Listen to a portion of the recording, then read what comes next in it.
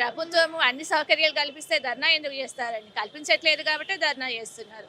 తను చెప్పినదే అడుగుతున్నారు ఇక్కడ గాని కొత్తగా ప్రభుత్వం నుంచి ఏవి అడగట్లేదు. వాళ్ళే పెన్షన్ ఇస్తామన్నారు. ఉన్న పెన్షన్ పెంచుతామన్నారు. వృద్ధులకు, వికలాంగులకు, ఒంటరి మహిళలకు ఏ ఒక్కరికి కూడా ఉన్న పెన్షన్ కూడా టైంకి రావట్లేదు. కొత్త పెన్షన్లు మాత్రం ఏ ఒక్కటి కూడా ఇప్పటివరకు చేయలేదు.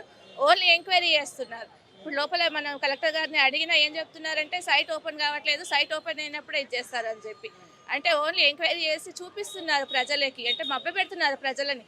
చూడండి మేమిస్తున్నాం అని చెప్పి గానీ ఏ ఒక్కరికి కూడా కొత్త పెన్షన్ అనేది లేదు. ఇప్పుడు మన గోబల్ సబ్మిట్ చేశారండి. చాలా మంచి పని. ఉపాధి కలుగుతది అనుకుంటున్నారు. ఇప్పుడు చదువుకున్న యువత మొత్తం కూడా ఉపాధి మాకొస్తుంది. గోబల్ సబ్మిట్ చేశారు. పెట్టుబడులొస్తాయి అని చెప్పి. అదే విధంగా గ్రూప్స్ ఎగ్జామ్స్ పెడతా ఉన్నారు. కానీ ఇవి ఎగ్జామ్స్ పెట్టినా, సబ్మిట్లు చేసినా, ఏవి చేసినా ఎంతమందికి ఉపాధి కల్పించారు? మీరు ఉపాధి ఎక్కడ కల్పించారు? ఉద్యోగాలు ఎంతమందికి ఇచ్చారు అనేది ఒక లెక్క చూపించండి మీరే. ఎందుకంటే ఇప్పుడు చాలామంది యువత కూడా పీజీ, పీహెచ్డీలు చేసి కూడా ఉపాధి లేకుండా రోడ్ల పైన తిరుగుతూ ఉన్నారు.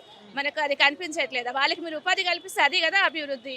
గోబల్ సబ్మిట్ చేసినంత మాత్రం అభివృద్ధి జరిగినట్టు కాదు, మనకు ఉద్యోగాలు వచ్చినట్టు కూడా కాదు కదా.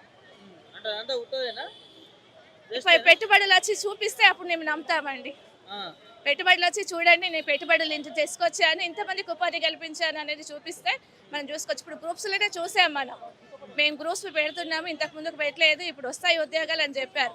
కొన్ని పెట్టారు, మరి ఎంతమందికి ఉద్యోగాలు కల్పించారు? మీరు కల్పిస్తే ఒక లెక్క ఉంటుంది కదండి మీ దగ్గర. ఆ లెక్కను మీరు రిలీజ్ చేస్తే దాన్ని బట్టి మేము అందరం కూడా బిలీవ్ చేయడానికి ఉంటుంది. ఏం చెప్తారు ముఖ్యమంత్రి గారికి చెప్పేది ఒకటేదండి, యువతకు ఉపాధి కల్పించాలి, ఉద్యోగాలు కల్పించాలి, అలాగే మహిళలకు కనీస సౌకర్యాలు అనేవి కల్పించాలి, పొదుపు గ్రూపులకు లోన్స్ ఇవ్వాలి.